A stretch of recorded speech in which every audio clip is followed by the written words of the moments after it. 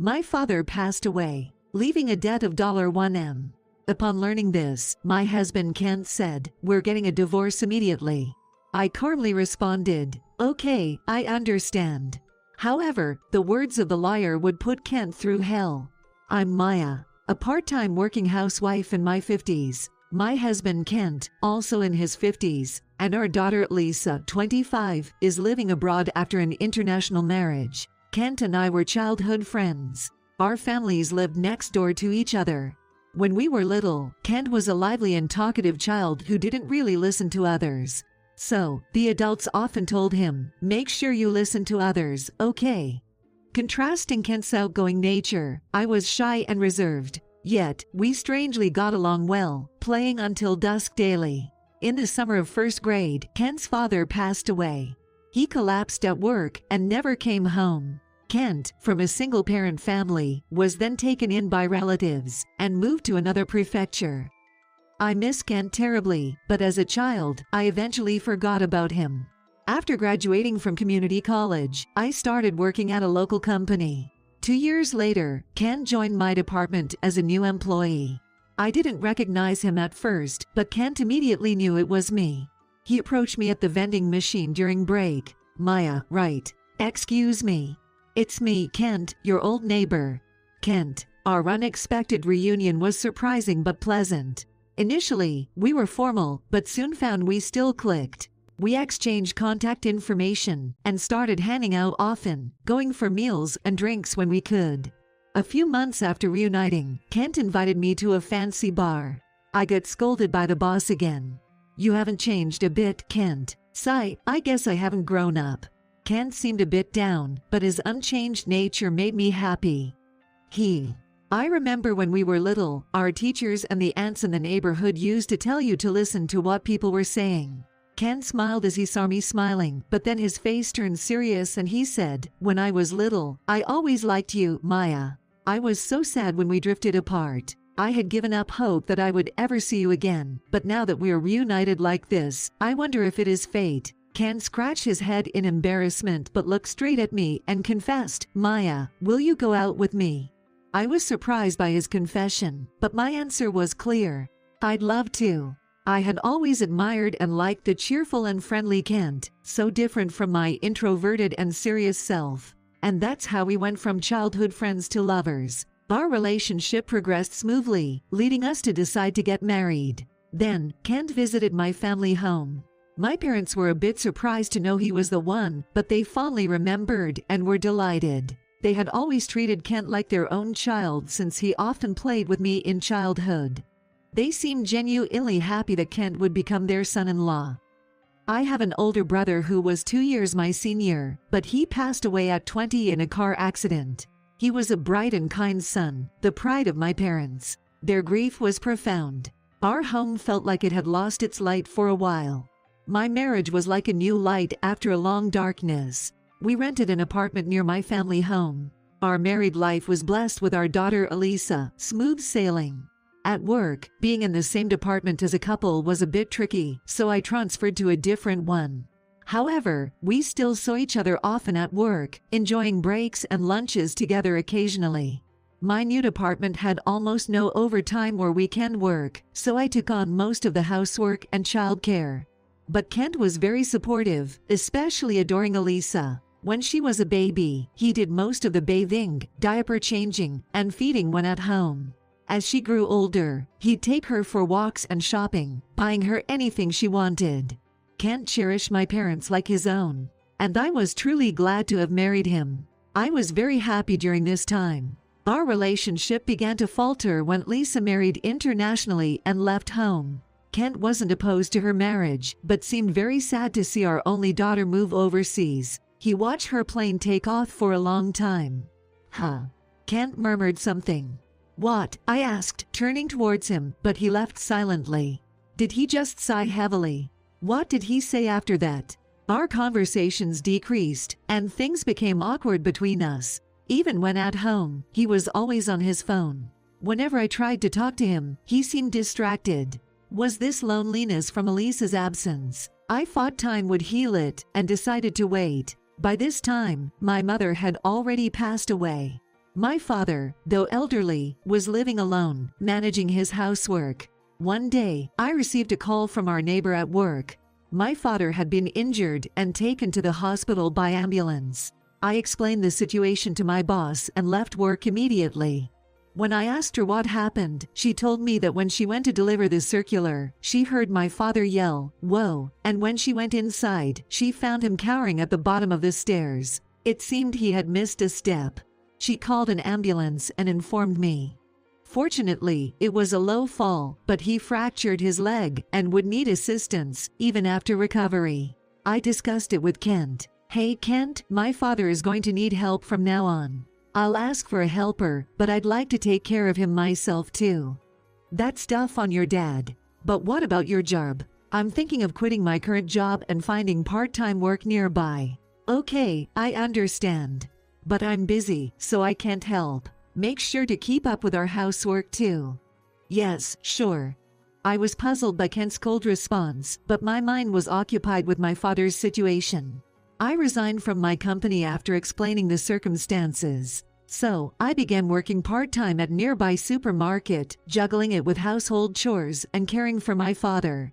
Part-time work, housework at home, and at my parents' place, plus assisting my dad, was honestly more than I imagined. I asked Kentaro to help with the housework, but he said, "I'm too busy, I can't do it." "That's why you became a part-timer, isn't it? Don't rely on me." Instead, he criticized the meals and cleaning, and started retreating to his room, sulking. And more often, he was away from home, saying he had to work overtime or on holidays. When I said, "Please talk to Dad sometimes. He wants to see you," he snapped, "Stop it. I'm busy. I have more responsibilities than you, a part-timer." Where had the kind Kent gone? I spent many days in tears, feeling lonely and sad. Seeing my exhausted face, my father always said, "I'm sorry, so sorry." "What are you talking about? There's nothing for you to apologize for. Let's go on a trip once you're better," I encouraged him. But my father was over 85. His energy and strength were fading, and he spent more time in bed. Worried about my father and distressed by being with Kent, I mostly stayed and slept at my parents' house. One morning, when I went to bring breakfast to my father's room, something seemed off with him. Approaching, I realized he wasn't breathing. I called an ambulance in a panic. He was rushed to the hospital for emergency treatment. I tried contacting Kent, but he was hard to reach. When he finally answered, he sounded annoyed. "What? I'm busy." "Kent, Dad's in the hospital receiving treatment, but he might not make it. Can you come?" "No way." "I'm busy, didn't I tell you that? But he's critical. The company would understand, right? He's not my real dad. Bye." "Wait, just..." Kent hung up the phone in the middle of conversation.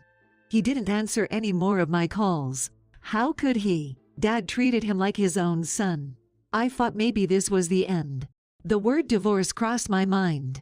Despite the doctor's best efforts, my father passed away. I messaged Kent that Dad died and to attend the wake and funeral. At the wake, our daughter Elisa, who had been overseas, came. She looked around, asking, "Where's Dad?" I hadn't told her about Kent yet. "Yeah, he's been busy with work. He should be at the funeral tomorrow," I lied. Kent did show up at the funeral. When had I last seen his face? He seemed happy to see Elisa, saying, "You're here too, Elisa," looking good but hardly glanced at me. Still, the service went smoothly, and we said our goodbyes to my father. On the 49th day memorial service, we were scheduled to meet with my father's lawyer about his estate. I caught Kent smirking at the mention of inheritance. Dad was a regular salaried worker but had inherited land from my grandfather.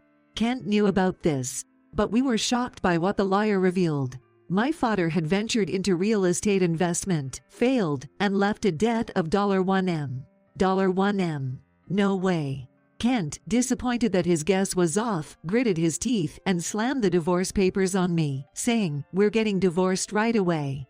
Kent's column was already filled out. "Divorce over debt. Won't you share the burden?" "I don't plan to go down with you," Kent said. I calmly responded, "Okay, I understand," and took the paper. Cutting off the lawyer's days still more, Kent said, "Just file it quickly," and tried to leave. Suddenly he looked at my father's wristwatch, which he had treasured during his lifetime, and said, "What a nice thing you have here. I'll take it as a memento." Without hearing us, he left quickly.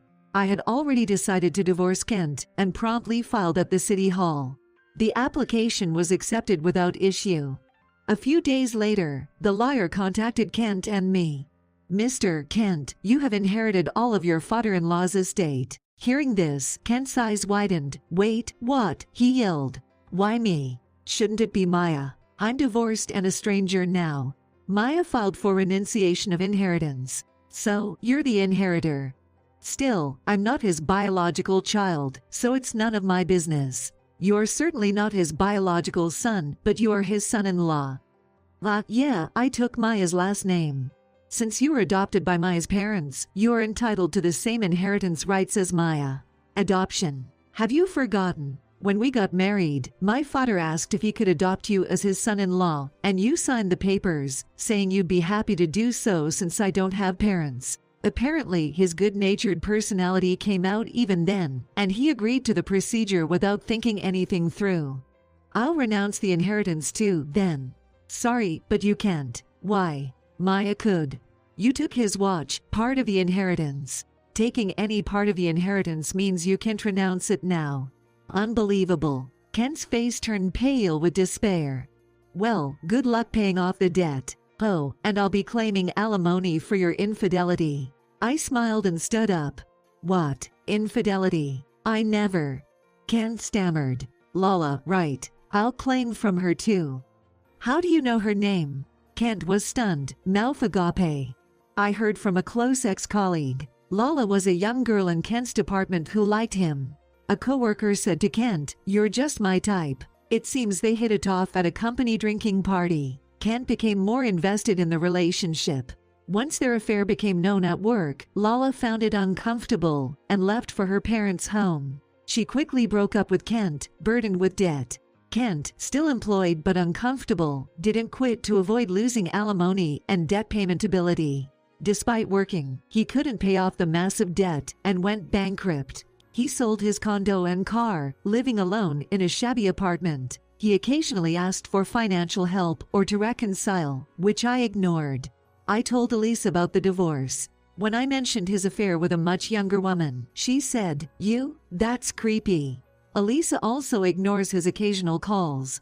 Kent must regret not being considered even by Elisa, whom he adored.